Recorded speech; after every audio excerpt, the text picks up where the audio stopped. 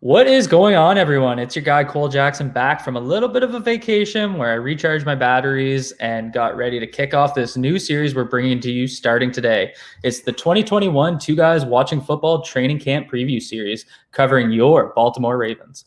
What we're going to be doing is running through each positional group and taking a look at who's returning, who the Ravens signed, who they drafted, and who's joining as an undrafted free agent, breaking it all down for you guys before camp begins on July 28th. If you're excited to see this series, and if you want to never miss an episode, hit that like button and be sure to subscribe so you don't miss an episode drop. Now, before we get into all of that in the coming days, I'm absolutely honored to welcome on a very special guest to kick off our series with an interview. It is the Flock's go-to source for all things Ravens news related. Please welcome on the Athletics, Jeff Zrebiec. Jay-Z, my man, how's it going? Good, Cole. Always good to talk to you. Thanks for having me. I'm kind of in your mode a little bit. I'm getting some time off, but also kind of getting the itch. Can't wait to be back at training camp again to start the year, especially with, being a little more normal than it was at this time last year. No doubt. Yeah, no, this is like that awkward part of it's almost like before the draft, but at least when there's the draft, you got some film going on, you got a little bit of news coming out, but now there's just nothing. So I decided let's yeah, and people's, I'll get some questions on Twitter and it's be like, yeah, is there any truth to the Ravens signing Todd Gurley this week? Or is there any truth to the Ravens signing Justin Houston? Or where are things at? And, it's always a fine line as a reporter. Yeah, I take some time. This is really the only time that, it tends to be quiet. It isn't always quiet, but it more often than not it is. But it's also like that for the executives. So you don't want to be blowing up their phone every day while they're on vacation with their family saying, hey, is anything going on here? And same goes to agents and players. You kind of respect the fact that this is their time off too. So you don't really dig a whole lot. So often I don't really respond too much for questions, but you still got the little,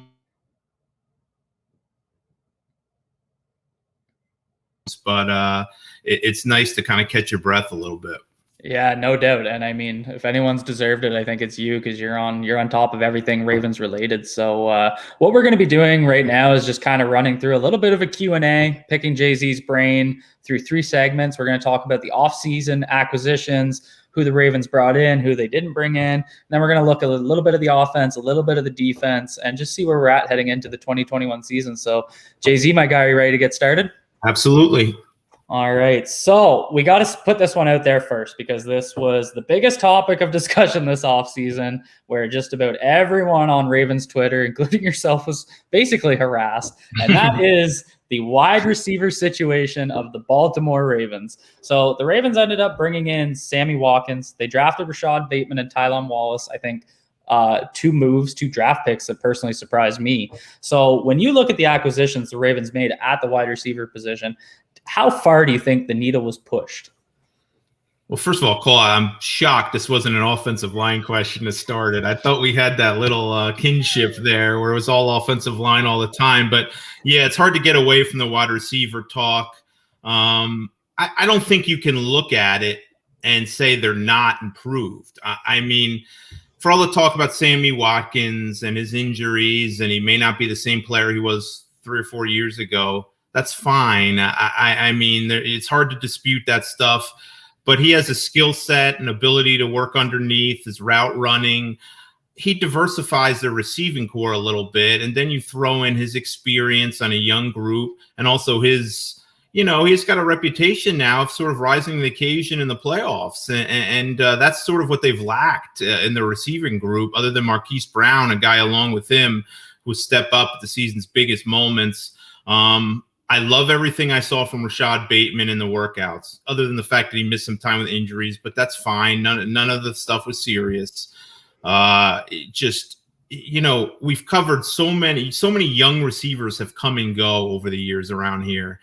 None have looked like him in terms of his maturity, his professionalism.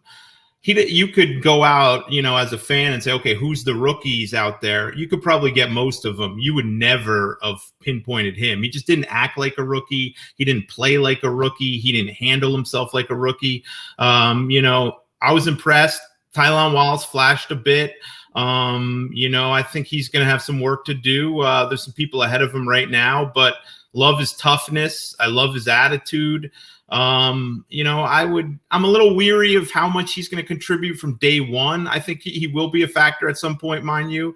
But I look primarily at Bateman and Watkins. And, I also don't think we should forget the other factors. New wide receiver coach, new pass game, I guess is a pass game specialist, whatever you want to call it. The level of detail we saw those guys working on in the various practices this offseason was beyond what we've seen here since I've started covering the practices, just with how much time and attention was spent on routes and different things. And then the other factor is you figure some of those young guys are going to get better. I mean, I'm sort of a Marquise Brown apologist. It's not an easy offense to come into. I'm not making excuses for him, but then you throw out, you throw the injury he had with the foot, kind of, limited his first off season, still growing into his body a little. And man, I have to respect the guy who seems to play his best when they need him the most. And there also seems to be a habit of the Ravens getting him the ball at the times when they need him in terms of the playoffs, which you have to like to see, and you hope that continues.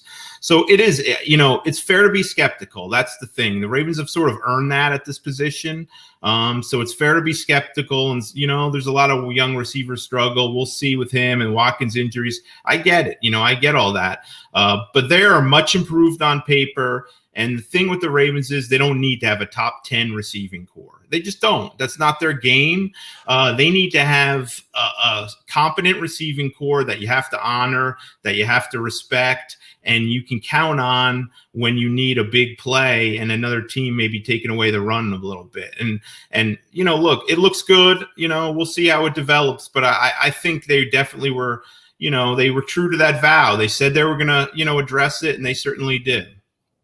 Yeah, no, and that's bang on. And that's something that Mike Crawford, my co-host, and I talk about all the time is it's not necessarily just who they brought in. It's the diversity of skill sets that they brought in. And you kind of hit that with Watkins, but they have guys now that can kind of and I mean, there's been all this focus on the X wide receiver position, but the funny thing is the only receiver in 2020 that really spent their time at one spot was really Des Bryant. Everyone else kind of moved around, and Bateman can play in the slot, he can play outside, Watkins can do both, Tylan Wallace can play outside, Devin Duvernay can play outside and in the slot. Like, they have guys that are going to be all over the field, different packages. It just opens up what they can do, and they can attack you at all three levels, and I think that's what's really exciting. Diversity, that is key. And you have Boykin's a guy who can really block, and you're going to need that guy. You can use him in different ways. I like what they have to offer. I want to see what Prochet looks like. I want to see what Duvernay. I mean, everyone gets excited, and I'm not saying, us in particular, but the average fan gets excited, always wants to see the new toys, and that makes perfect sense. But I don't want to forget Prochet and Duvernay either, and along with the prospects of a guy like Marquise Brown taking another step forward. It's an interesting group, as always. Jalen Moore had a great offseason, probably playing for a practice squad spot, but you never know.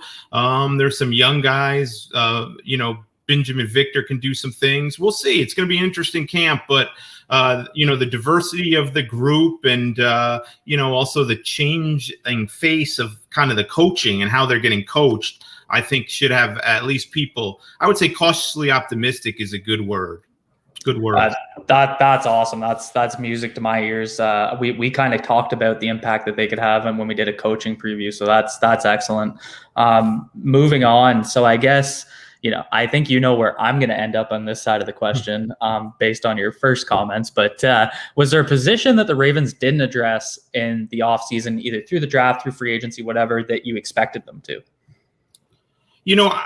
It's not that they didn't address it because they did within the draft, with the edge rusher situation. They used the first and a fifth round pick on it.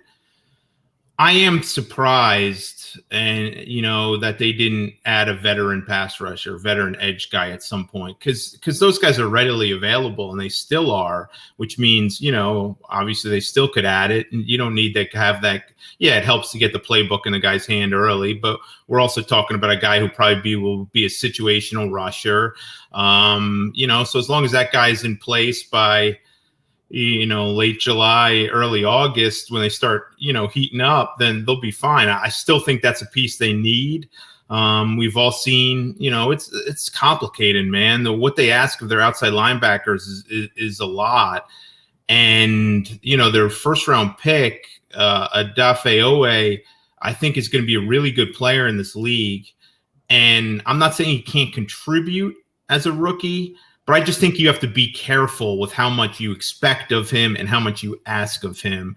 You don't want him swimming out there where he doesn't know which way he's up, and he's just confused, and he's, his best traits are his athleticism and some of his physical skills. And you want him to be able to use that stuff, not thinking constantly. So I think they have to be careful about how much they put on his plate. Dalen Hayes, he could contribute in different ways. I don't know that you're going to see him a ton, but he's certainly probably more polished from just like a moves and a technique standpoint than Owe, but obviously he lacks some of the physical things. I like the makings of the group. I like the versatility. Pernell McPhee, how they keep getting him back on a veteran minimum deal is beyond me. I do think you have to be careful with him, put him on a pitch count to keep him fresh. But yeah, he can, he'll flash as a rusher at times. He can move inside, and then he, holds the heck out of the edge, which you appreciate. Bowser in coverage. We'll see what they get with Ferguson, obviously more of a natural pass rusher there. I do think there's some pieces in place where it could be a really good group, but to me, there's a lot of what ifs there where you'd want to add a veteran to feel better about the group as a whole. Justin Houston and Ingram, maybe if Olivier Vernon gets healthy at some point and you can get him in September. There's a couple more guys out there, so I think that's a move that they probably should make, and I've been a little surprised at this point that they haven't brought in that veteran. Yeah, completely agree. And I think you can, you go back and we watch some of their film, we've seen Owe do a lot of things that he's going to be asked to do in the Ravens system. He ran a lot of twist stunts, that sort of thing. So he's used to kind of project specific, play specific pass rushing assignments, but it is always tough with a rookie to kind of put them in there. And I agree on McPhee that, you do want to kind of limit his snaps, keep him fresh, keep him healthy, and get him through the whole year. And I think they were able to do that quite successfully last year. But that's kind of where, where some of these snaps going to come from. And right now it is Ferguson, but that's, I don't think I have the most confidence. Maybe he takes a big jump and that'd be great, but I can't put my money down on that. Yeah, I don't either. And yeah, back to McPhee. I mean, he was the best player on the field against Tennessee in the playoffs. I mean, he took over that game early, kind of set the tone from a physicality standpoint. Was barking at the tight ends, kind of, we're not going to take this any, was huge in the run. I love him, and I love what he means to kind of the rest of those guys. I mean, that guy's a Raven. I know it's kind of overused, but yeah, the one thing about Ferguson that I find interesting, Cole, I don't see it. I don't. It seems like it seems like the game's still moving a little fast for him. He struggles to hold the edge. I mean, the kind of the misdirections, he seems to be a step behind a lot and kind of gets lost. Seems to be always a step and a half or a step away from making a play. And that calls to question, some things. But I will say this, Wink Martindale really likes Jalen Ferguson. And he's forgotten more football than all of us know combined. And he really thinks he's going to become a solid contributor. He looked great, Ferguson, and from a physical standpoint, he looked much leaner, more explosive in the offseason stuff. We'll see. I'm not buying it at the moment. I wouldn't want to be counting on him, but you go down the list to the Paul Krugers of the world and even Bowser. We've seen these guys, later in their rookie contracts, the light kind of come on a little, not become, Pro Bowl type guys, but becoming guys that can really help you and make an impact in the game. See, it's so funny that you bring up Kruger because that's who I'm thinking in my head. Because Kruger had that in his first couple of years. He basically had an identity crisis. Like, Yeah. is he a 3-4 defensive Mhm. end? Is he a 3-4? And he kind of like went up weight, then he cut weight, and he couldn't quite. And I see some similarities with Ferguson because as a stand-up traditional outside linebacker in the rush mold that the Ravens use, and I know that they do things. Everything's versatile in today's game. I Yeah. get it, but I'm talking about that traditional outside linebacker 2-point stance role. He really doesn't have or he hasn't previously had the Mhm. athleticism. You can see it clear as day in the Tennessee games because he's late running down when you have to tug the line and run down on a backside run, and Henry was exploiting that spot when he was on the field. But I always thought, he was a power rusher in college as a hand in the dirt DN. So why doesn't he kind of beef up a little bit and then maybe play in that kind of Calais Campbell inside role and kind of be a backup to him? But, it sounds like he's cut down and maybe he's going to go the Kruger route where he kind of got in a lot better shape. His athleticism came out a little bit more and he was able to make an impact. So, maybe that's the answer, but like I said, I'm not putting my money on it. It sounds like you aren't either. No, I'm not. But when you look at, training camp, and I think I did this early several weeks ago, but everyone's going to do it at some point. If you look at the guys who have the most to prove, whose training camp, preseason are the most, who need a great training camp, I think he's at the top of the list, if not, and one pretty close. There's an opportunity there. He should see it as clear as day. I know they brought in 2 rookies, but they haven't signed anybody yet. There's an absolute role to win and a significant one for Jalen Ferguson. And it'll be interesting what he'll be able to do it this summer. I would play him a ton of snaps if I were the Ravens. I'd give him a ton of reps in training camp, the practices and the games, to see if you start seeing the light come on a little bit. Yeah, and the fact that we get a preseason this year is exciting because I missed it, especially from the offensive line perspective, because it's really, we didn't really get to see anything of a guy like Ben Bredesen, whereas when you have preseason, you can actually see these guys in different roles, like especially when you hear guys playing at center, playing different positions. So, it's going to be awesome. And that kind of transitions us pretty well into our next topic. Which Ravens addition do you think will make the biggest week 1 impact this season? I just think for how they play offensively, and I just think that guy's got to be Kevin Zeitler, and you knew they weren't going to find, you knew there wasn't going to be someone who was going to step right in and fill Marshall Yanda's shoes. You just hoped that the drop-off wouldn't be dramatic and it wouldn't sort of bite them all year long. And you know what? It pretty much bit them all year long. Not having that, I guess suitable or acceptable, probably the right words, replacement for him. Zeitler probably isn't the player he may have been in Cincinnati and Cleveland, but that's fine. This is an offensive line friendly scheme. And he's he knows the FC North well. He, played pretty well for the Giants last year. This guy still can play. He's shown no signs of a significant drop off. And you get that veteran in the interior of that offensive line, and I just think it stabilizes everything, and then you throw in Bozeman at center, who's, kind of hit the ground running and become the leader of that group. Vocal guy and very coachable, very active in getting to know guys and making sure everybody is, on the same page. That to me is 2 upgrades side by side, assuming, Bozeman takes the center position. And I think that will be the most impactful. I mean, you look back on it and, just thinking about it now, it's kind of, I don't want to say the offensive line was bad last year. I don't believe that, but, they had some issues, and you look at the numbers they still put up, in a lot of ways. And obviously pass blocking was foremost, along with the snapping issues at the big moments. But, they did a lot with, kind of when Stanley goes down and Boyle goes down, they had to throw a lot of, stuff against the wall and try to just keep going and make it work. And they did make it work for the most part. But getting a guy like Zeitler in there, I think will really would help. It's so typical Ravens, not only signing a guy like that, but getting a pretty good deal on him. Yeah. Getting him the night, but everyone's all excited about the market opening and the free agency starting, and all these guys getting huge money, and the Ravens jump in the night before and get a deal done with a guy that had quite a few suitors, including Seattle, and he wanted to be in Baltimore and wanted to be part of it. So he's the guy I look at as probably making the biggest day one impact.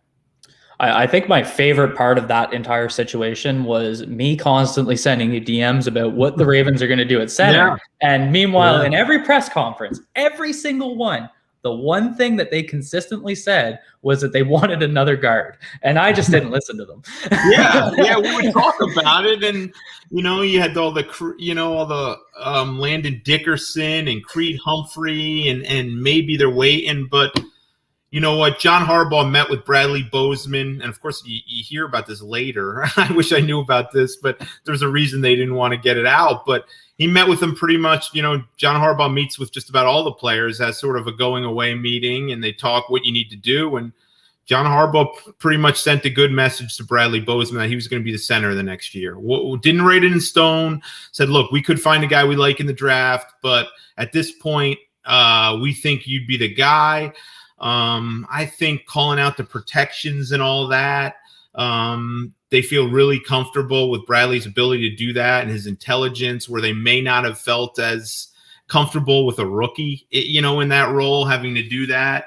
And yeah, it's, day two of the draft, when day two rolled around with those 2 third-round picks, they had 3 or 4 guards that they were looking at that spot. Obviously, they wound up getting one of them, Cleveland, but it just did not seem like they prioritized center at all. And that's sort of a nod to Bradley Bozeman and the fact that they believe he can do it. And we get asked it all the time. Well, then why hasn't he been there before? Like, why didn't they not do it last year when, Skora was having some problems, or the year before when Skora was injured? But he had a key role, he was a key, what they ask of their left guard and some of the stuff he was doing with the pulling and all that.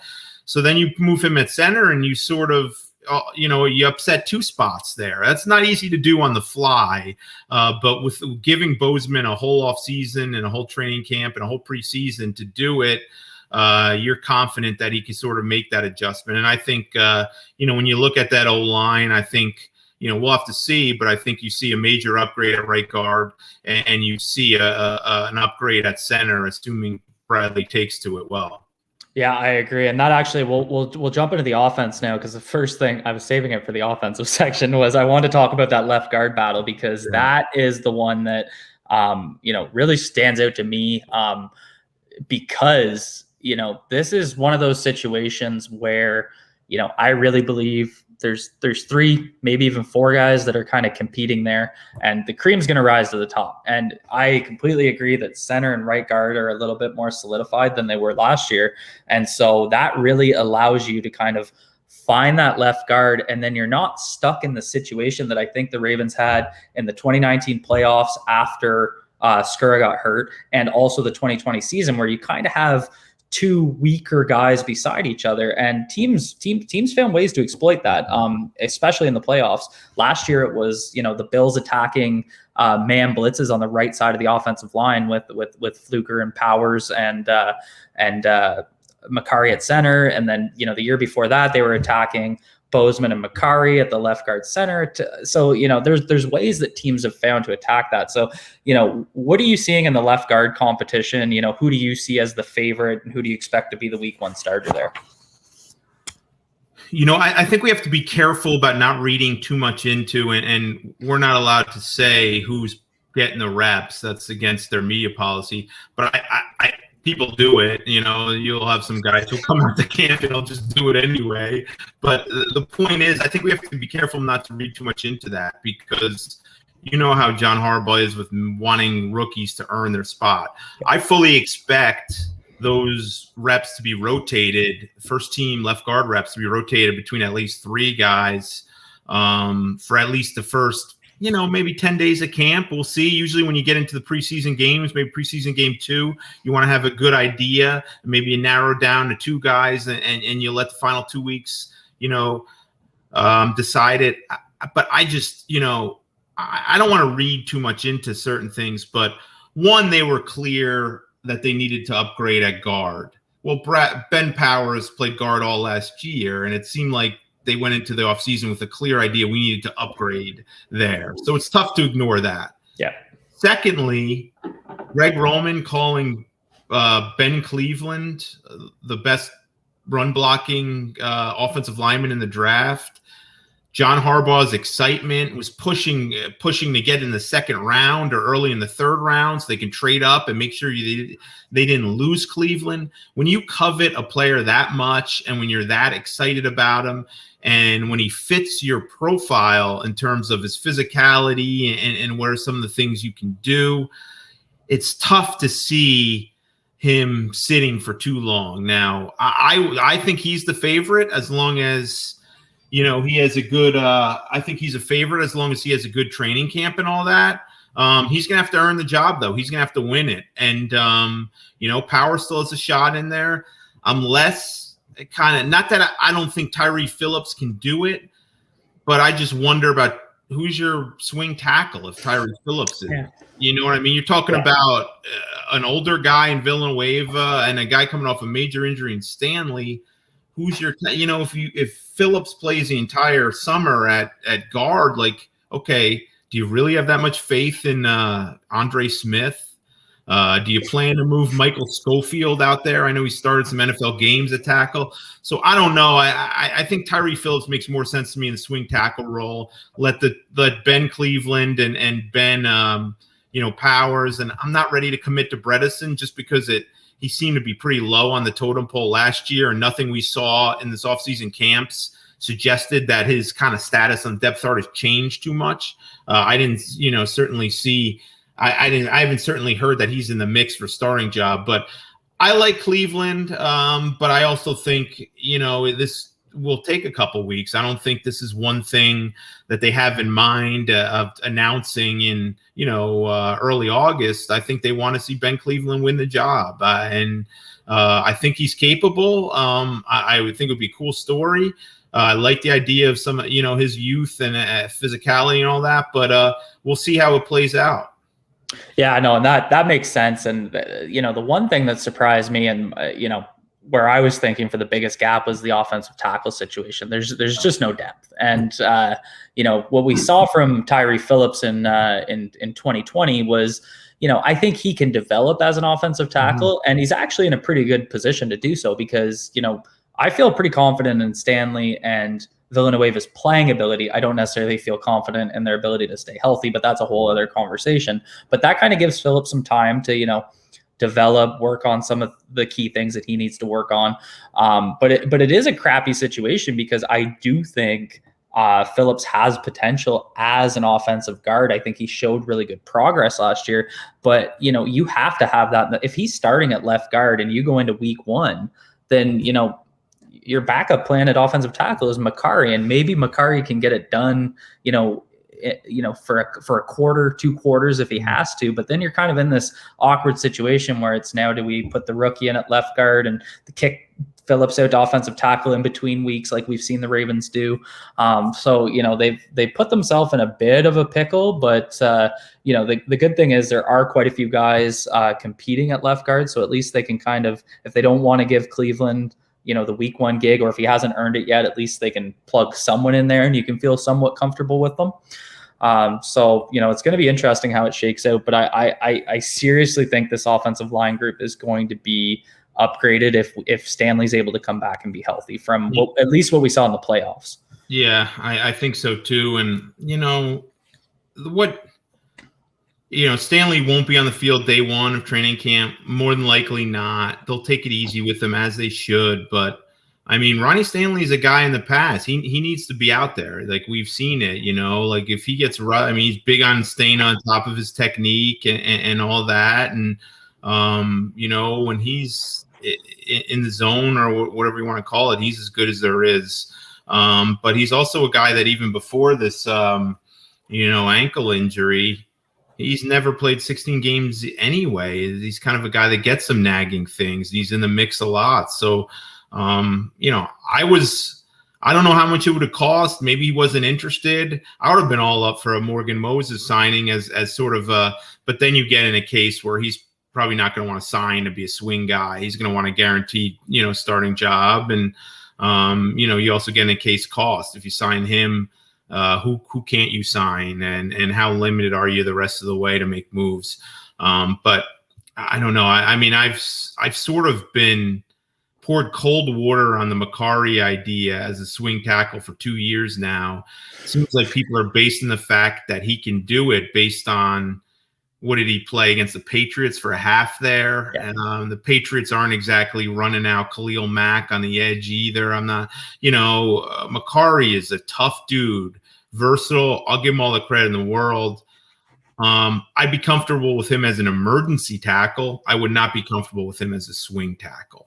I think you need a better plan A. And I could be wrong, but I think that's what the Ravens are thinking too.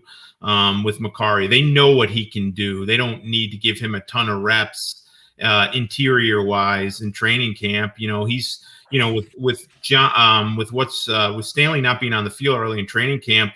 You need to have somebody step in at left tackle, and I don't think you want to put Villanueva there because you want him working at right tackle. Yeah, so that kind of limits your options in terms of who's even taking reps. And you got like a guy like Macari. Why not add to his skill set out there?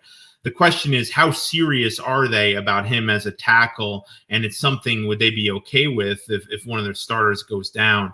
I have a lot of respect for Patrick Macari. I think they need a better plan A than him though at swing tackle. Yeah, I agree. And I think the ideal situation, at least as far as I see it, is on game day is you have Ben Cleveland, who has spent 3 preseason games dominating and earning that role as starting left guard. And then you have Patrick Macari as your sixth guy, your sixth man, your first man off the bench that can literally jump in at all 5 positions. Maybe you don't necessarily want him there for extended periods of time, but he can jump in and play all 5. So that's perfect. And then you have Tyree Phillips as your kind of, swing tackle. And that's probably where they're, we might not get there right away, but that has to be probably what the Ravens are thinking is the ideal scenario. Yeah. And then you add another interior guy as sort of probably Ben Powers maybe, but I don't want to completely rule out Tristan Colon. I don't want to rule out Bredesen. They may like Schofield's Schofield started a lot of games in the NFL. There's a reason he was available at the price he was at, so I'm not blowing him up, but you could do a lot worse than having a veteran with starting experience as your 8th or 9th offensive lineman. So they'll have options for those spots, definitely. And I think it's going to be about versatility. I think to maximize your roster spots on game days, that's really important that you need guys, which makes me question Ben Powers a little bit. He's the one guy in that group that I don't know how many other positions he can play. He obviously can play left guard and right guard, but could you put him somewhere else? And for those who say you don't need to, well, that's how they look at things when they're planning on who's active and who's inactive, come game days. Yeah, the amount of times I've had to answer that on Twitter just to explain why someone might be inactive. But it's going to be an exciting way it shakes out. I'm pumped for the preseason, but we'll transition into the I'm not going to call it the quarterback situation. We know who QB1 is, but Lamar Jackson had a bit of an up and down 2020 season, especially around, not just his personal battle with COVID, but I think a lot of, no preseason or a limited preseason because of the COVID protocols. It was tougher for him to get into his groove early in the season. And we kind of saw things start to click around the Colts game and thus on. So, how do you see him taking another step specifically as a passer in 2021? Yeah. I think their pass blocking should be better. That should help. This has been a more normal offseason. He has gotten to work with some of his receivers. That should help. An upgrade at receiver should help.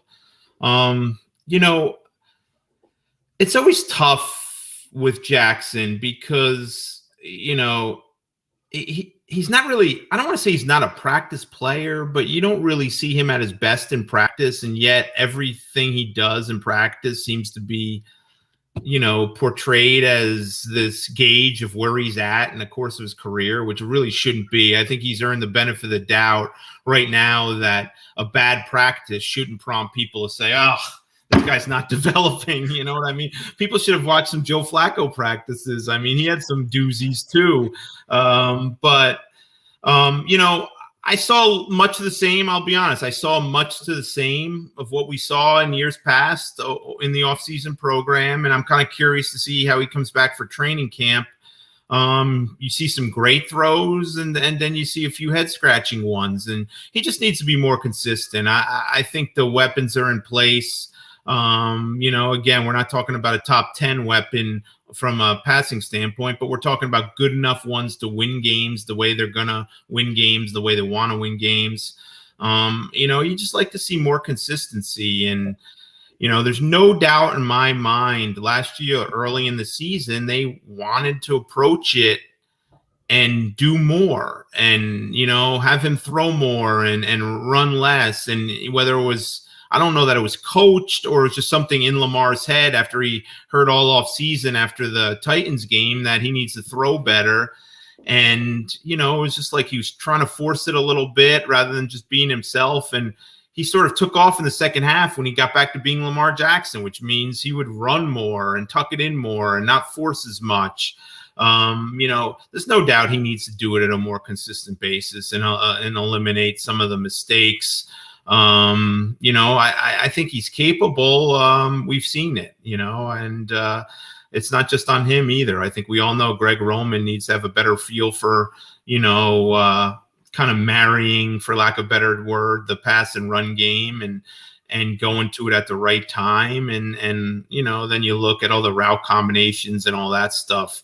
I don't think they need Jackson to take a dramatic leap as a passer. I don't think they just need him to be efficient, be efficient and step up if you're in a second or third and long and be able to deliver and make a play. And he's capable of doing that.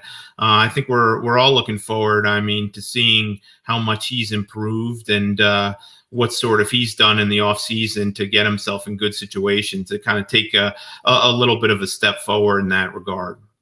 Yeah, it's bang on. It's making the defense pay if they're going to play the run, and that was something that I think is where the big shift was with the offenses we saw last year, where they were underperforming to start the year. They couldn't really make the defense pay, so they just Cincinnati stacked the box, Philly stacked the box, et cetera, and then once that Colts game hit and they started connecting on some of those mid to longer throws, then teams adjusted how they played them, and then he took advantage and became Lamar Jackson again. So it's really about hitting the ground running, doing it right from week one, and consistently doing it through the season. That's going to be what kind of gets him back to being him. And moving into the running back situations, the team let the money do the talking with how they look at Gus Edwards. We know he's going to be a factor again. They clearly love him. He's a great UDFA story. So I guess the question that I was curious about is, do you see this being a committee backfield like we saw in the past, or do you see 2020 second round pick J.K. Dobbins, taking over a true lead back role? I think early it'll probably be more of a kind of a 1-2 committee. I don't know if touches will be exactly the same. But I just think that's the way Greg Roman likes doing things, and the amount of time they run the ball each game, and also their efforts to keep those guys fresh a little bit. I think it'll definitely be a committee thing early. The question is Justice Hill part of the committee? Maybe a little bit. I don't think he'll get a ton of touches, but I would like to see him touch the ball a little. But then again, do you want the ball? I also think Edwards needs more touches, and I think they should ride Dobbins. So it's easy for me to say that you should get Hill involved too. But I think as far as we all saw their offense take a step forward and kind of show a little bit of a new dimension when J.K. Dobbins got more involved last year. I think he's the guy. I think Gus Edwards is perfectly capable if he needed to be that kind of 1A guy. But I think for all the things Dobbins does, and let's hope that includes a bigger role in the passing game, I think he should be the guy, and eventually I think they'll sort of settle into a rhythm where he's getting more of the touches and being featured a little more, assuming he stays healthy and is productive. And I'm pretty bullish about his progress. I like everything about the kid. He's competitive. He's tough. I think he wants to be great. He just has it's cliched, but he has the kind of the it factor. He knows he can be special, and I think he knows how to go about it. I think the more you get the ball in his hands, the better. But they just have to find, I think there'll be certain games where Gus Edwards will be a better fit in that game. Or if you're, trying to pound the ball in the fourth quarter and kill the clock, maybe that's when you ride Gus, who, gets positive yards every carry and keeps those chains moving. But all in all, I think for this team to be at the best, I think Dobbins needs to see the ball, the most. He needs to be the featured guy when all is said and done. Yeah, I think the big thing that I see with Dobbins taking on more of an emergence is they can be a little bit more versatile in their play calling. And I think that benefits everybody. If they can get to a point where they can get back to a little bit more inside zone like they ran in 2020 or 2019, it's going to make a big difference. It's a run scheme that benefits Bozeman. It benefits Bozeman at center, at least. It benefits Ben Cleveland, plays into Zeitler. I think, and Dobbins ran it so well at Ohio State, but they're so busy running power and counter and the veer read that there's just no time to run it. So it's not necessarily it's a good problem to have, but the more versatile you can be, it just makes the whole offense better. So I think if they can get to that point, it's just going to help Dobbins take another step and help the entire offense. And moving on to the defensive side of the ball with our last segment here, one of the areas that I really saw gel in the 2020 season, and again, the COVID absences kind of disrupted it a little bit, but it was the defensive line, and that really came to fruition in the Tennessee playoff game where they were just, you mentioned McPhee earlier, but Wolf was a monster, Williams was Williams, Calais Campbell was himself, and the young monster Justin Madubuike. So how do you see this group taking off in 2021? Yeah, I think we all forget, that none of those guys were healthy all year. And, look, that's part of it. These guys are all older players, Campbell, Brandon Williams, and Derek Wolf. Obviously, Madubuike is not old, but he's also another guy that, it was a abbreviated offseason to begin with. And then he had the knee issue and he missed even more time. I think he has, impact player potential written all over him. You'd see a play in training camp where, it's not me or whoever the other reporters are on the sideline. You watch the other players and see how they react. And you see the coaches start looking at each other like, I think we have something here, and you sort of started to see that more and more with Madubuike last summer. And then unfortunately he had the knee. God, I think it was in one of their stadium scrimmages or practices where he hurt it, and it took him a while and he lost a lot of reps. But then we saw, him come on a little bit. Cleveland may have had the best offensive line in the league last year, and they had their hands full with Madubuike late in that game. Late in the season in that one game. I like him. I see him getting more snaps. And we'll see what happens, whether he's suspended for a game or two or whatever. I like what I saw from Broderick Washington. I mean, I think we're so quick to just dismiss guys if they didn't play their first year. Well, the reality is you didn't expect Washington to play a ton given who they had in front of him. And he obviously has a lot to learn. He needs to play, but he, other than the off the field thing, his body looked completely different to me. He clearly took it upon himself to get in better shape and to get a little more explosive. I like what I saw there. I think we'll have Ellis and Aaron Crawford competing for the backup nose job. And I wouldn't be so quick to dismiss Crawford. I mean, he's going to have to clearly beat out Justin Ellis. But Crawford's a guy they like, they do. And, I think knowing they have some age there it may be a situation where you want to get a young guy some reps for the future too. But yeah, it's going to come down to Williams and Campbell and Wolf staying healthy. They were on the field so little last year when they were 100%, and you saw it. And I think COVID bothered, Campbell better than what anyone thought. I mean, I think you even saw it later in the season. He was kind of sucking wind a little bit. I think Wolf's a little more capable. I think Wolf was having to play a ton of snaps to make up for the loss of those guys. And man, did he play his ass off and played really well in sort of the unheralded role. I think if he's playing less snaps, you may get a little more out of him in terms of splash plays, his ability, because we know he's capable of doing it. But, again, you talk about age and injury history, and I think Wolf has missed 3 games or more or something like that in 5 of the 6 years. And Brandon Williams has now missed 2 games or more, or 3 games or more in 3 of the last 4. And Campbell kind of finally got hit with the injury bug last year. This is kind of the way it goes when you have kind of an aging position group.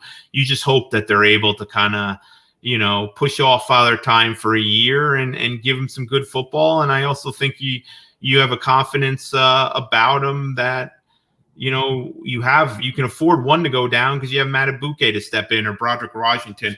I also would not be surprised if that's they looked at some veterans, late in the offseason program here, and they brought him in. I know the Maryland kid whose name escapes me at the moment. There's a Maryland defensive lineman, Kilgo. I think Darius Kilgo. Yeah. They had him in. They had Penell, kind of rotational run stuffer inside guy. He's since signed somewhere. I think Chicago. I heard some other names they may be looking at.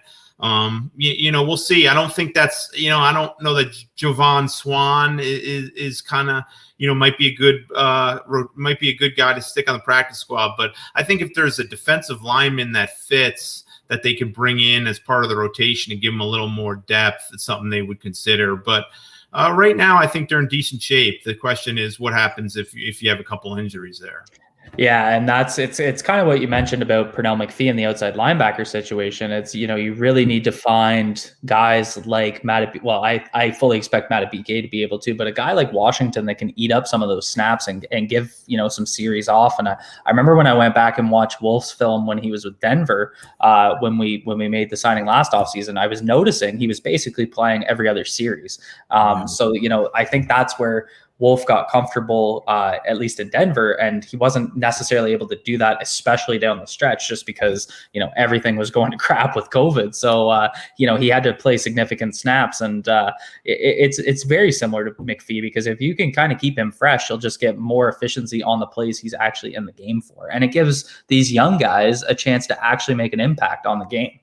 And then, you also got the pride factor here, and it doesn't take, we know where Brandon Williams and Calais Campbell are at in terms of their contract. It wouldn't surprise me if this is Calais Campbell's last year. The impression I got when they signed him to they traded for him and then added on the other year was, okay, these are my last 2.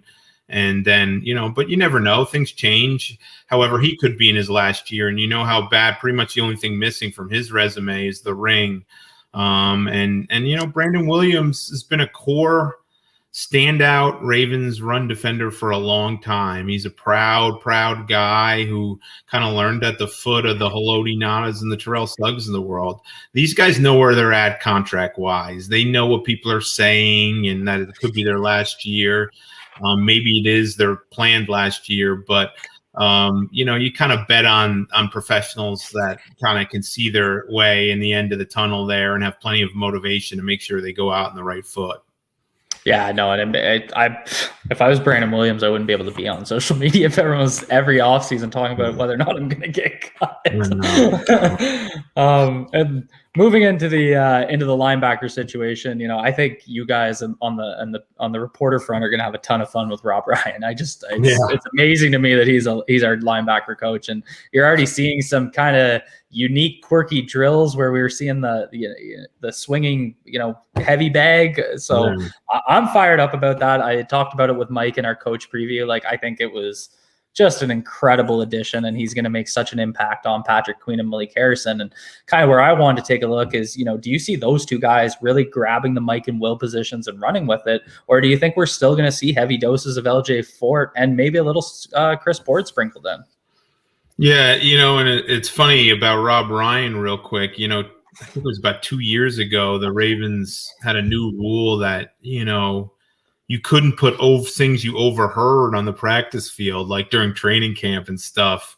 And, because there used to be some, unbelievable interactions. And then when I worked at the Baltimore Sun, we did like a camp rail every day. And one of the sections was overheard. And you used to have more candidates for that than you actually could use. I mean, like the one time John Harbaugh told Asa Jackson he was going to cut his squirrely little ass, which I was one of the best overheards ever. And Jerry Rosberg, when he was feeling it, would crawl up some people's behinds and say some hilarious stuff. And Rob Ryan would be overheard gold. Especially with some of the things he says, him and Wink are like two chips, off the old block. So, but the one thing there that I find really interesting, Mike McDonald, their previous inside linebacker, he's a good young coach. He is, and he's got a nice job now as defensive coordinator at Michigan. You heard his name, attracting buzz. Heck, when Harbaugh hired Wink, he interviewed Mike McDonald, and he was really young at that point. So they really liked him. However, his personality is different. And I don't want to say he didn't get after guys and challenge guys, because of course he did. But, Rob Ryan has been around so long, and he's got the Ryan name to him, and he's got the kind of the swashbuckling and the swagger and all that. And I really think he'll get, he'll definitely get Patrick Queen's attention and Malik Harrison's attention. I think you already saw it in Patrick Queen's media availability this offseason, how harsh of a critic he was at him to himself. And he's always been a pretty honest guy, but we hadn't heard that level of criticism. Him basically come right out and say, I wasn't in shape. And I look at some of the stuff that was so hard and it's so easy for me now. That's good to hear. I think Patrick Queen is going to be there on the field all the time, three down guy. But, I think probably the other spot, they'll still mix and match. Heck, I don't even know. And if we talk about them not adding if they don't add another veteran edge rusher, I don't even know that they don't use Harrison at times. I know they haven't ruled it out. I know it's something they know that, because there are some teams that liked him better in that role, coming into the draft 2 years ago. So, but, I think in a perfect world, they'd like him to seize that job. He looked a little step behind a little bit in some of the offseason work, but let me be clear. Malik Harrison's not a guy that's going to stand out in non-contact practices. Yeah. He's a downhill guy, and, that's, you show him, he's going to show up. He's the guy you're going to see in games and when the pads come on and he starts thudding. I mean, man, and he stepped up in the Titans game too at times, some of the plays he made in that game. He can play, you know what I mean? And I think in a perfect world, they'd like him to seize that job, but I think they like the varied skill sets too, and the way to put different matchups, whether it's, Chris Board's kind of speed and LJ Fort's experience, coverage ability, and both of those last two guys I mentioned. So I think they feel like they're going into it like they'll use everyone in a different way, alongside Patrick Queen, who kind of is the established three down guy. But Malik Harrison could change their minds by having a great summer, playing well in the preseason and making sure they know he belongs on the field. I know they like him. They think the potential's there. So, let's see. I mean, those guys were thrust in a tough spot with no traditional offseason last year and, in a team with Super Bowl aspirations, and they played a lot of snaps, particularly early. So now this is a more traditional thing, and we'll see how much improvement they made in year two. Yeah, I think the difference, especially with the linebackers, the difference with how Wink controls the linebackers and Dean Pease controlled the linebackers, just to have a bit of a compare and contrast. Like you can see, Wink is so matchup oriented where he doesn't mind, shuffling guys in and out depending on, the situation that the team you're playing. Whereas we didn't see quite as much of that from Dean Pease. He was more of a, like he had his defense and you executed his defense. I think Wink is a little bit more willing to play a little bit more chess. So, people might get discouraged by snap counts but Malik Harrison, it's really going to be about making the plays when he's put in to make the plays. And I think the perfect example is the Titans game. They needed him to kind of step in and full back the front seven as the straw or the linebacker. And he was able to do that. It opened up Queen and it kind of gave you those old school, I'm not making any comparisons. I'm sure people are going to jump me on that, but of Scott and Lewis, but you know what I mean? That type of role and ability where one's full backing and the other one's kind of cleaning up and taking on, those empty holes. And so that's really what I think they're hoping to get out of those two together. Yeah, we'll see. How much are they going to play the two linebackers? I think some of that will depend, and we haven't talked about the secondary yet, but I think some of that will depend on the secondary. I mean, if you have Jimmy Smith and Tavon Young healthy, you want to drop Jimmy Smith down to safety on third down, obvious passing situations. Do you move Elliott or Clark up, closer to the line of scrimmage? That's why I'm not as concerned about the inside linebacker position, because as you said, Martindale likes to mix and match so much, and we know they're plenty comfortable with loading up on DBs. You know what I mean? Whether it's get Chuck Clark closer to line of scrimmage, and so they'll have some options there. Of course, they kind of hinge on how healthy they'll stay in the secondary. Yeah, and that was kind of where I was hoping to go next, because Clark and Elliott were able to stay pretty healthy, and safety was a bit of a, you mentioned it in an article going into the draft. It was almost like a hidden need where no one was really talking about it, but we kind of did need like a true center field free safety. And it's not that they didn't address it with anybody. They did bring in Stevens, but he's a bit of an unknown. So were you surprised they didn't make a more significant investment at the safety position? I mean, a little bit. I thought they lucked out last year in terms of Clark and Elliott being healthy for 18 games. That's a luxury to get both your safeties healthy. I thought they were one injury to one of those guys away from being in trouble last year. And that's, not disrespecting Anthony Levine Sr., Jordan Richards, or, Geno Stone was there earlier in the year. They obviously had Warrior on practice squad, but, you were one injury away from having to count on somebody that I don't think, you would have preferred to having out there in that specific role. So in that case, I did think they'd upgrade depth a little bit. The one criticism you can make of Clark and Elliott are they just didn't get their hands on the ball a lot, and they're playing coverage. And, I did think there was a clear need for a playmaking safety. We know Brandon Stevens can make plays. I mean, if the number of, his picks and his past breakups for, a guy who hasn't played a whole lot. And I know he wasn't used really as a safety at SMU, but, shows you he has pretty good, he's able to do that and he has good instincts. I think they like Stevens a lot better than any of us know. I mean, it's funny. We were like, I think who are they taking there? I think he was the last pick of the third round or the second to last. Yeah. And it's just a reach. And then you start hearing from other people and they were overjoyed to get him. And I know, as I said, I heard from somebody with another organization about don't sleep on that pick. That kid can play. You just have to be a little patient with him. So we'll see what he can do last year. We'll see what he can do. I think they need to find that guy, that number 3 safety that they trust. And if Jimmy Smith's healthy, he's part of the solution, I would think, but again, Jimmy Smith's one of my favorite players I've ever covered. So I'm not bashing him here, but how many years have we started if Jimmy Smith is healthy? I mean, I think, it would take an unbelievable, year for him to play all 16. I don't think you prepare for that at all. So who's that guy? Geno Stone looked better. He certainly looked better. Looked like he was in better shape, a little more comfortable, than he did last offseason. He'll get a look. Can Nigel Warrior do it? Nigel Warrior needs preseason games. That's where they're going to need to see if he can tackle, if he can stick, like they're going to need to see it live because he definitely has some strengths, and they're also going to need to see him get his butt down the field and cover kicks because that's the way he's going to stick too on special teams.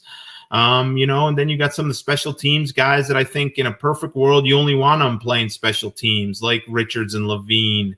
But if they can get Brandon Stevens to be that guy and he looks solid so far, I think it would be a whole lot better. I mean, you still got some guys out there, Malik Hooker still sitting out there. But that's one position where I thought they really needed to, they really could have used to get a better insurance policy. I'm not saying someone to necessarily unseat Clark and Elliott, but somebody that you'd allow Wink to feel a little more comfortable going to 3 safety looks. And then if one of the starters got injured, you'd feel a lot more comfortable about that insurance policy. And they didn't really do that this offseason. But I'll say this again, they like Stevens a lot better. And I think, most people who cover the team felt like he was, where he was going to go in the draft.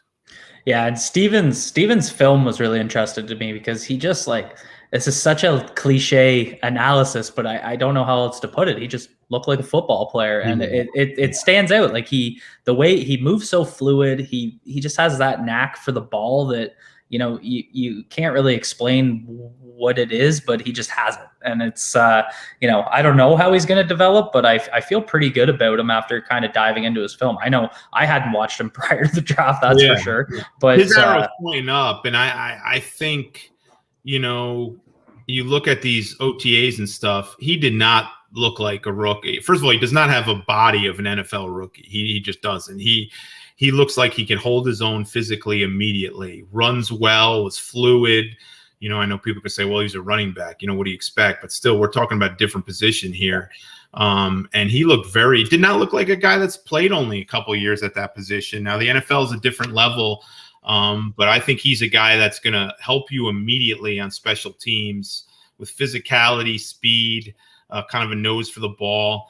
And if you can get him where you're comfortable giving him some snaps defensively, I think he could be kind of one of those matchup safety type guys. I really do think that's the role that they have in mind for him.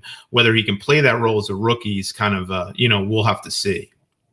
Yeah, and it could be great for the matchup with Kansas City. I mean, we're always looking at getting over Kansas City. And so if you can dedicate one of the other safeties to Kelsey, or you can bring in Smith to do that, and then you want, just someone to fly over top of Hardeman and Hill, then, you get that type of skill set with him where you may not be able to with Elliott and Clark. So it's, it is one of those moves where, we might be pretty surprised, but it also wouldn't necessarily surprise me if they did go get a guy like Hooker because he does fit that role and he may be able to do it kind of starting week 1, whereas Stevens may need a little bit of time, he's a 3rd round pick. I mean, it's not like you should be expecting week 1 returns anyway. So, I mean, we just ran through just about every position group. I might not even need to do a training camp preview series now, but Jay-Z, my man, thank you so much for coming on and joining me. And, everyone knows you a heck of a lot more than they know me, but I will drop a link in the description below to Jeff's work on The Athletic. I have not hidden my endorsement for a subscription to The Athletic's work. It's incredible. They have a heck of a team assembled. I follow just about all my major sports teams I follow on there. So, be sure to check that out. And it's probably the best cup of coffee you'll ever spend, a month. So I highly recommend. So thanks again, Jay-Z. I wish you nothing but the best in the upcoming season. Awesome. It was awesome to be here, Cole. Always enjoy talking to you. Hopefully you get down to Baltimore here. We're long overdue for a couple beers, and we talked about it sort of from a future perspective last offseason because we knew it wasn't going to happen. But always enjoy it. Always enjoy your work, how much you enjoy the game and care, and how much work you guys put in. So, enjoyed it, and look forward to talking to you soon. Thanks so much, Jay-Z. And we'll be back in the next couple of days with our quarterback preview. I'm going to be bringing on Gordon McGinnis from PFF, the dreaded PFF, but Gordon's awesome, and I'm excited to talk to him. Yeah. So Yeah, he's incredible. So, like I said, be sure to like this video. If you're excited about the series, hit the subscribe button so you don't miss a drop. Be good to yourselves. Be good to each other. Peace out.